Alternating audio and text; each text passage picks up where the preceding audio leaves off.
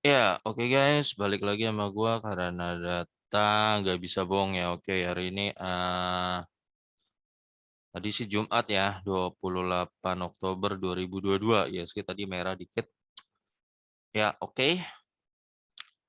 Hari ini gue mau bahas Pans ya. Ini Q3-nya udah keluar, hari ini naik naik nggak ya? Turun ya. 5 hari ini dia naik 8%. Iya, heeh. Ini dipicu sama laporan keuangannya yang bagus banget guys, sangat-sangat bagus banget.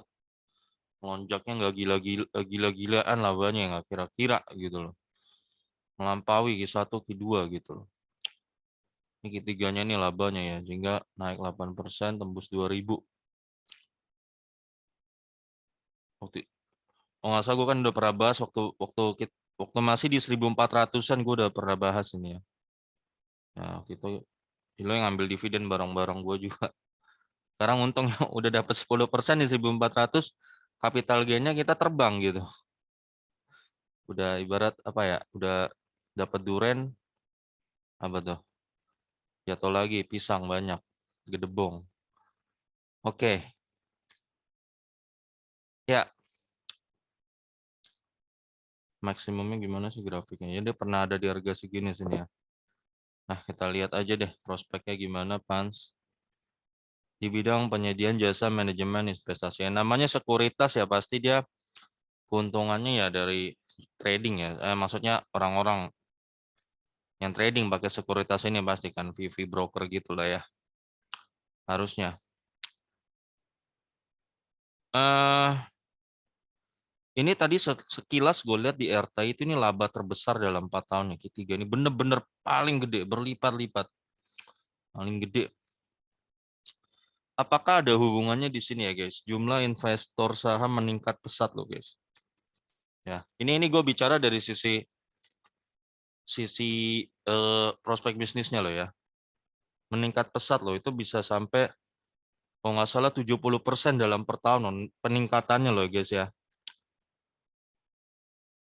Tuh, meningkat 92%, gila loh. 2021 ini 2022 belum, gua nggak tahu berapa persen naiknya ya. Jadi sehingga kalau ini meningkat aja berarti perusahaan sekuritas basically bakal untung lebih gede, bisa berlipat-lipat lagi gitu. Kan banyak yang join gitu kan. Kasarnya begitu, kasarnya.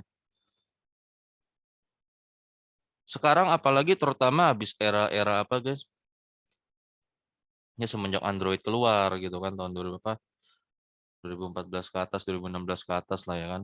Orang udah gampang akses YouTube. Sehingga orang tuh cenderung senang gitu. Jadi udah mulai ngerti saham itu apa gitu loh. Karena banyak YouTuber-YouTuber yang kasih edukasi kan, sehingga orang-orang yang dulunya kagak tahu apa itu saham, saham itu apa, caranya gimana, karena kekurangan informasi. Sekarang jadi gampang banget belajar gitu guys ya. Sehingga ini juga yang naik 90, naik berapa persen tuh tadi? Itu bukan angka yang kecil loh guys ya. Meningkat hampir dibandingkan tahun 2017 nih ya. Meningkat hampir 7 kali lipat loh guys. Gila.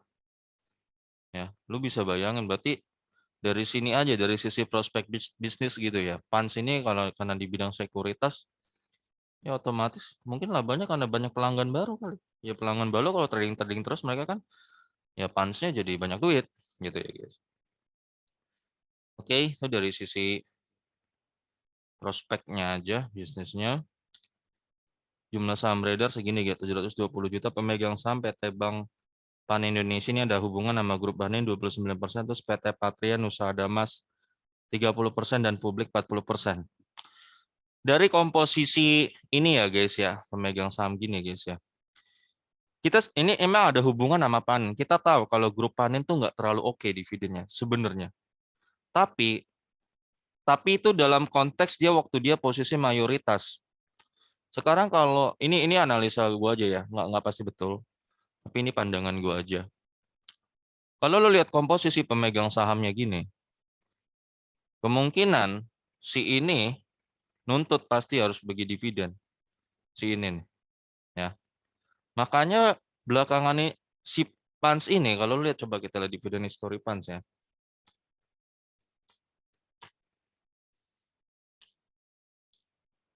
Ya, kita lihat dividen history Pans.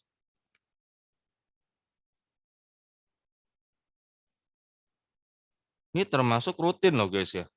Ini dari tahun, coba kita lihat ya, biar kita pasti guys. 26 bagi 7, 8, 9, 10, 11, 12, 13, 14. Ini dari tahun berapa sih? Ini masih ada Syomor lagi tuh, kita pastiin aja. Kita pastiin biar kita pastiin track record nih perusahaan bagi dividen sehingga kita lebih aman untuk investasi gitu loh guys. Ya, that's the point, oke. Ya. Ini masih ada Syomor lagi. Ya, dari tahun 2000, 21, 22, 23, 24, 25, 26, 27 bagi 28 bagi 29, 10, 11, 12. Oh, bagi terus coy. Ya. Oke, fix nih guys ya. Jadi Pans adalah perusahaan yang tidak pernah bolong bagi dividen. Tidak pernah bolong. Catat itu guys ya, tidak pernah bolong. Ya, sehingga dari sini aja nggak pernah bolong ini aja, ini udah sisi positif buat lo. Jadi meskipun yakin kita tahu nih, memang grup panen ini kan agak, maaf ya, dividen agak kurang gitu kan. Tapi karena dalam kasus ini susunan pemegang sahamnya kayak begini, ada yang lain nih yang cukup gede, sangat gede, 30% porsinya. Sehingga nggak mungkin dia bisa memutusin sendiri nggak bagi dividen, nggak mungkin, karena si ini harusnya logikanya bisa bisa kesel harusnya gitu. Nah, itu mungkin alasan kenapa PAN selalu bagi dividen. Ya. Oke, jadi dari sisi dividen, oke nih ya, dia rutin, sangat rutin ya, sehingga sedikit itu jadi nilai plus buat kita bahwa ini, wah, ini emiten aman nih ya. Oke. Dari sisi prospek bisnis tadi gue udah bahas, kayaknya sih menguntungkan banget ya, mengingat investor kita juga baru di angka berapa tuh, nanti gue cek lagi deh, mungkin 10 juta apa 9 juta. Masih ada 190 juta orang lagi guys yang belum ngerti soal saham ya. Nah, lu bisa bayangin deh prospeknya kayak gimana tuh. Ya, lu bisa bayangin aja tuh prospeknya gimana. Dan ini kalau menurut gue ya guys, eh, melonjaknya orang main saham sekarang masuk ke saham itu justru harus jadi warning buat yang investasi lainnya. Ya. Contoh kemarin katanya harga apartemen dijual pada nggak laku kan, properti pada ambrol-ambrol kan. Gue menilai itu ada hubungannya juga ada hubungannya juga dengan banyaknya sekarang investor saham melonjak gila-gilaannya. Tahun dulu boomers guys, boomers itu kagak tahu apa namanya saham, hanya dikit boomers saja yang tahu. Orang boomers tahunya ya investasi properti, tahan emas, udah itu aja titik. Sekarang boomers gampang banget buka YouTube dapat edukasi dari youtuber bentar langsung dia tek. Oh iya, gue punya duit lebih baik investasi saham ya. Jadi artinya dia yang tadinya dulu scalpingnya, dia kan dulu kalau di boomers kan dulu scalpingnya kan properti ya guys ya. Karena dia berubah. Dia sekarang scalpingnya masuk di saham ya, otomatis pembeli properti dari sisi investor ya makin dikit. Itu yang bikin susah laku belakangan ini. Ya, kalau lo tanya ya.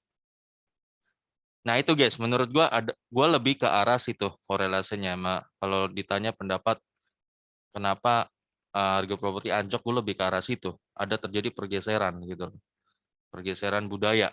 Ya sekarang orang nggak FOMO lagi gitu, nggak terlalu FOMO lagi kayak dulu. Dikit-dikit harus investasi properti, nggak begitu lagi sekarang. Sekarang instrumen orang udah mulai melek. Ada saham, ada kripto, ada yang lain, bla bla bla bla bla. Ya oke, kebanyakan gue introduksinya. Ekuitas kita langsung ngomong aja.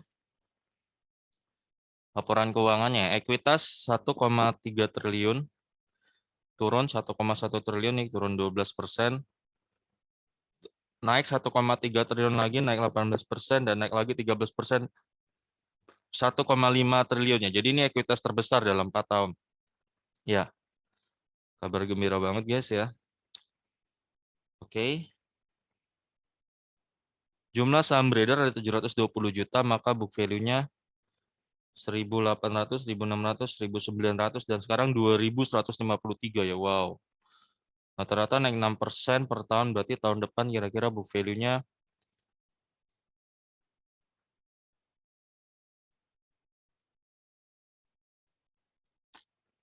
ya 2.293 tahun depan kira-kira ya.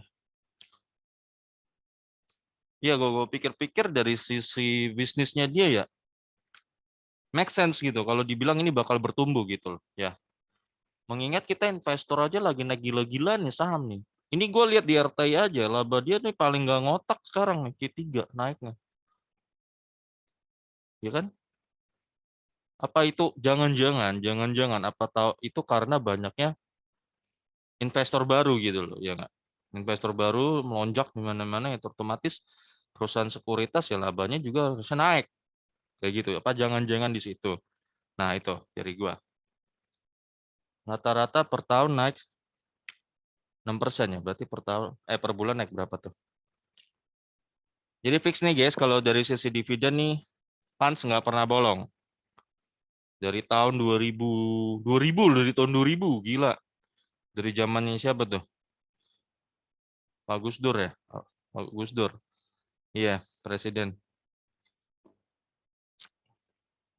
Pak Gus Dur 6.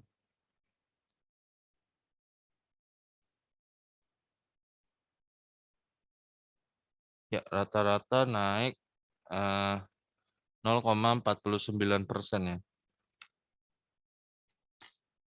Berarti kira-kira Oktober sampai Desember ini dia akan nyentuh angka, oh naik 10-10 ya. 63, 73, 83. Oke, 21, 83 berarti kira-kira. Iya, ini guys ya. Book value-nya Pans di Oktober sampai Desember ini. Harga rata-rata saham 1.500, 800, 1.200 dan ini 2030 nih. Udah mulai nyentuh tinggi nih guys ya. PBV 0,8, 0,5, 0,6 dan ini 0,9 ya, rata-rata dihargai 0,74. Pakai 0,74.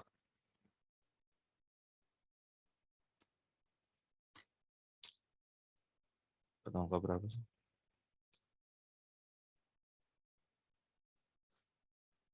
Oke, nah oke sekarang kita bahas 1.615 gue dapat angkanya ya.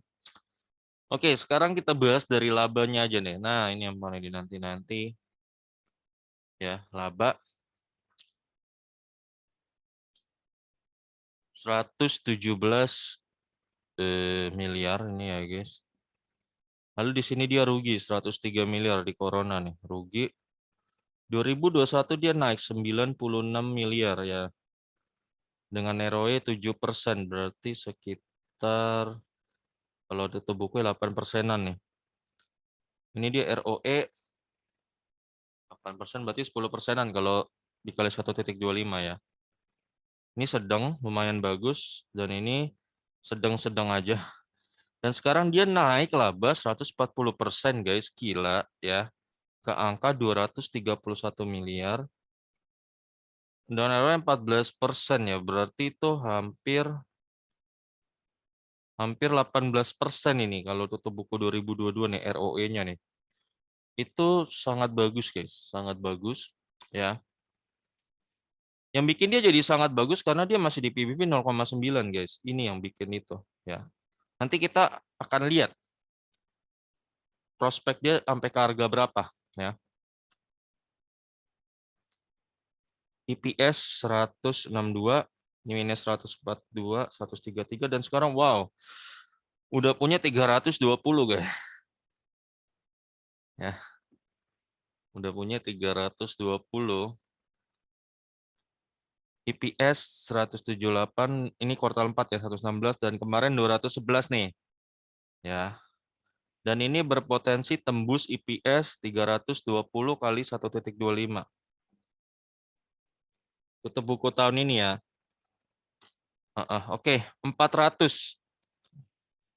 Kemungkinan tembus nih, Pans 400 ya EPS nih. Kemungkinan loh. Kita nggak tahu kalau Q4-nya jelek ya, tapi kita kan menerka-nerka dulu ya berdasarkan data yang ada. 400. dividen 100 ini dia yield 6%-an, DPR 56% guys ya, gede. Yang ini dia bagiin lagi 100, yield 12% ya.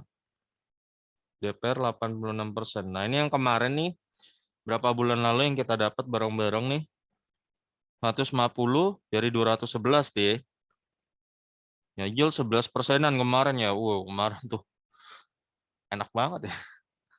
Enak banget ya, kita udah dapat 11%-an. Sekarang waktu itu kita ambil kan di 1.500-an ya. 500-an. Sekarang tinggal nunggu berapa bulan dia udah naik ke 2.000. Udah naik berapa persen tuh? Ya, gimana nggak kaya lo kalau gini-gini terus. Kalau lo konsisten begini-begini terus ya, setahun aja porto lo harusnya naik gila-gilaan. DPR 71% ya. Wah, ini asik banget nih kalau DPR udah 71%. Tahun depan, nah ini guys ya. Tahun depan kira-kira dia bagi berapa nih? Kita udah punya data nih, 400 dia punya ya. Kalau dia bagi 50% aja, dia kan ini aja udah dividennya udah ngalahin kemarin 200. 200 nih ya. Kalau dia 200 aja. Ya, lu dapat yield 9,85% di harga sekarang ya. Tapi lu tahu kan, dia suka bagi 70% nih. Kalau dia bagi 70% tuh berapa tuh?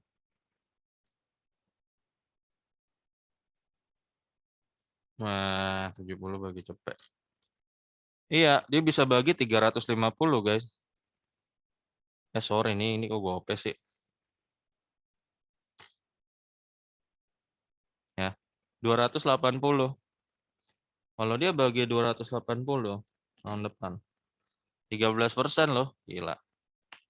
Kalau lo serok sampan sekarang, ya serok di harga 2030 dan dia bagiin 280, maka lo dapet yield 13,7%.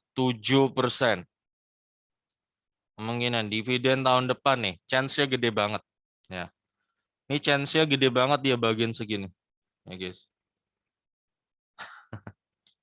13% lu bikin kos-kosan aja, paling lu banter 6% per tahun. Itu juga kalau penuh kos-kosan lo.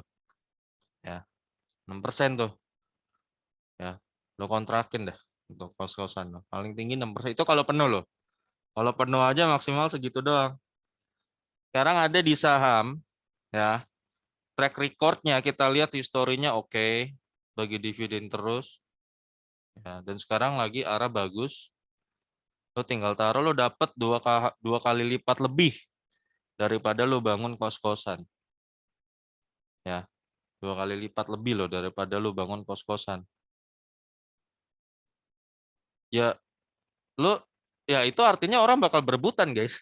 Siapa yang nggak mau ya yield 13,7%. Kalau lo taruh 100 juta, lo dapat 13,7 juta, guys. Ya, kalau lo taruh 1 M, lo dapat 130 juta gitu. Ya lu cari deh investasi di mana yang bisa return gitu setahun. Bersih lo ya, harus bersih. Ini bersih, 13,7 itu bersih. Ini kan laba bersih, karena ini kan laba bersih. Gede lah, lebih gede. Jadi